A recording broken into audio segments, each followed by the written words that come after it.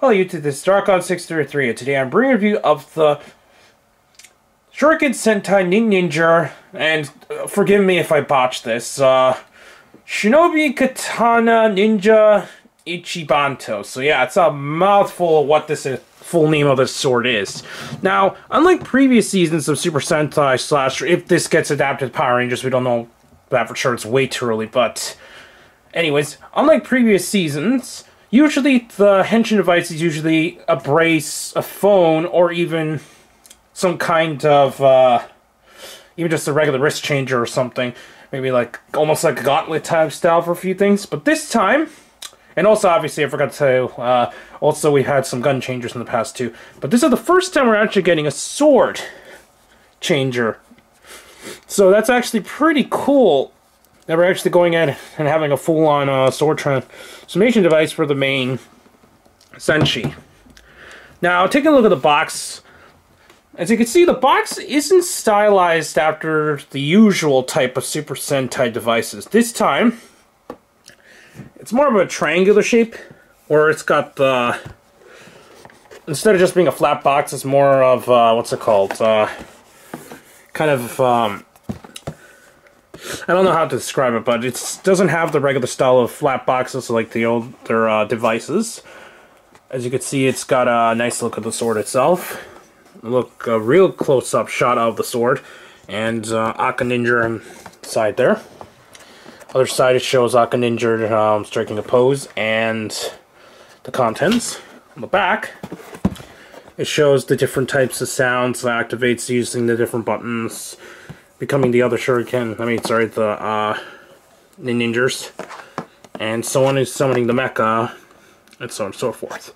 Even though you should use the actual Shuriken from the Shuriken, the regular Shuriken that this contains can also work too, but obviously it won't activate any mecha sounds or anything, since similar to Go-Onger, and I guess in early recent years, the Guy memories, the sounds all come from the device, rather than from the actual morpher itself. Now, the morpher / sword does have sounds, but most of the sounds are actually located in the Shuriken piece here. Now, just to show, the contents is the main Henshin device, the main component here for the Shuriken, which shows helmet of Ninninjer and symbol for him, and the Shuriken piece, which actually is made of this rubbery plastic that goes over this piece in order to activate the other functions. Now, as you can see here, this piece does flip for the mecha, which most likely I will not be getting, since I rarely get Sentai mechas for mainly roleplay. Initially, I kind of skipped most of the other seasons, except as I did actually get at least the last end of the Tokuger stuff, so just the main Henshin device and the, what's it called, the Appli changer. But other than that, I don't really get any of the usual stuff, mostly just the Henshin devices and so on. As you can see here, there are 3 buttons. This is the button to Henshin, this is the button to the Hitatsu / finisher, and this is the one to summon the mecha. Now, before we go on to the sword itself, we'll quickly go on to the Shuriken. Now, similar to the Guy memories and the Engine Souls Engine Souls, yeah.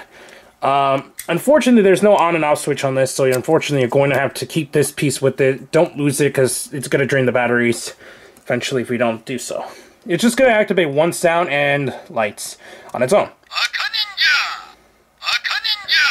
So, with nothing attached, not on its own, it's just going to say Ninninjer. So, now we're going to take a look at the sword up close. Again. Now, it's got a really nice flame style on it, and I really like the design. The back, there isn't much to it at all. There's some detailings here and there, but overall there isn't that much to expect. We'll turn it on quickly. So the sounds actually come from here, at the bottom part of the speaker. And now, oops, before we do that, I'll also show you the light combinations that show up here when you turn it on. So let's just turn it on again. So that's cool that it's got lights and sounds there. Now, Just press the button, which is right here on the trigger here. So here we go.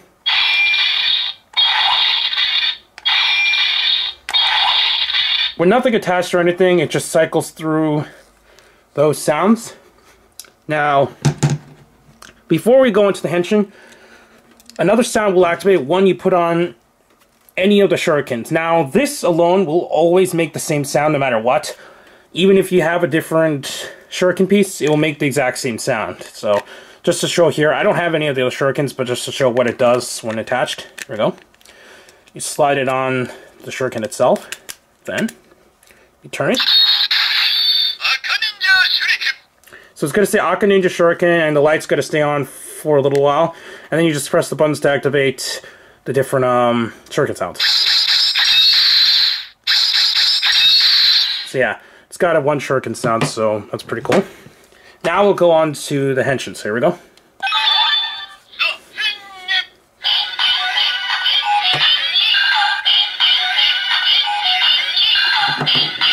So you connect it.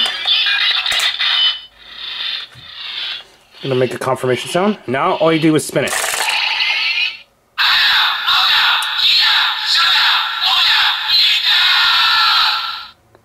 So yeah, it says all the Ninninjer sounds, and then you press the button again.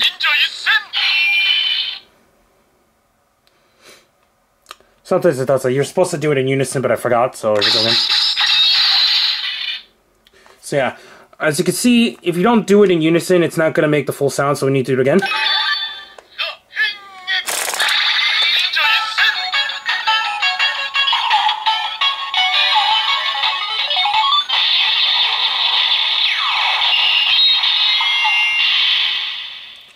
So yeah, that's how the full Henshin activates. And obviously you can keep on spinning, it's going to keep repeating. So.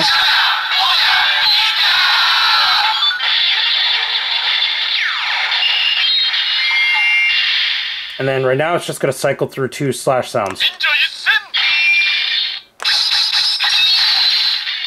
So, and then it just repeats. So now we're going to go into the Hitatsu slash finisher.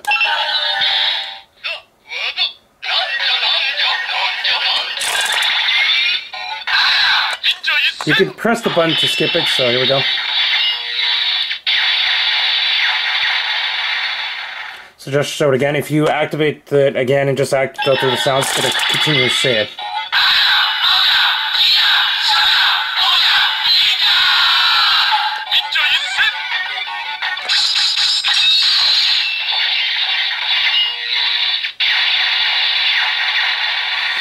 So yeah, if you don't cycle it properly, it's gonna unsync like that. So just be wary, you're supposed to activate it and then press the button. So now, just to show it can work with the Shuriken with the summoning the mecha.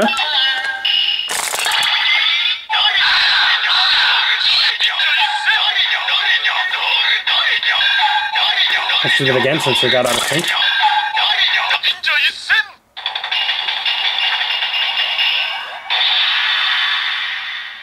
So yeah, that's what it does when you activate it. And that alone is actually all the thing does. So just take it off and there you go. And then when you just take it off, it's going to go back to the original sounds. So as you can see, the sword is kind of limited compared to some of the other Sentai roleplay, especially since the sounds all come from the Shuriken. This is similar to what happened in Go-Onger, where all the sounds were in the engine souls. So majority of the sounds were in these, and the actual Henshin device didn't really make that much sound of its own. So we're just going to... Actually, it will activate... I forgot to show. It will activate another sound when you try to disconnect it. So basically what you do to disconnect it is press this button and turn it. And it's going to make that sound, and then it's just going to go back to the generic Ninninjer. So now we're just going to plug this back in so I can save the battery. Now, the device is pretty cool, and I would actually recommend this. However, just be wary that it is a lot larger than other roleplay we had in the years. The blade itself isn't the longest thing in the world, but just for the size alone and the box and so on, unfortunately this will end up becoming forced DMS at most, if not all, locations. So just keep that in mind, making you decide if you're going to order this or not. Just to show a little comparison between the other blades we had over the years. Here it is next to the Super Mega Blade from Super Mega Force we got in the Band of America toy line. Show a size comparison between the two. As you can see, fortunately, the blade, this one is just a tad bit longer, but it's kind of hard to tell because of the way the blade goes into a curve. But it is just a tad bit longer. So, we have gotten longer blades in the past. But now, we're going to show a comparison with the Dinochar Saber. See, it's actually just about the same length, actually. And then the last main sword, at least, that I own from Sentai is the Shinkenmaru. So just to show that it is at least have a longer blade than the Shinkenmaru. So that's pretty cool. Now, overall, I still really enjoy this roleplay weapon. It's cool that we're actually getting well, we got a full-on sword henshin device for the year, and I really highly recommend picking this up, but as mentioned earlier, just be wary that it is forced DMS when shipping. Anyways, please kind of subscribe, check out Hirotaku and the associated podcast on Raiju Neo, WRW, Hero Talk, and Hero News. Check out the channels down below, and check me out on Twitter under Darkon633 as well. Anyways, please kind of subscribe, and I'll see you YouTube. Bye.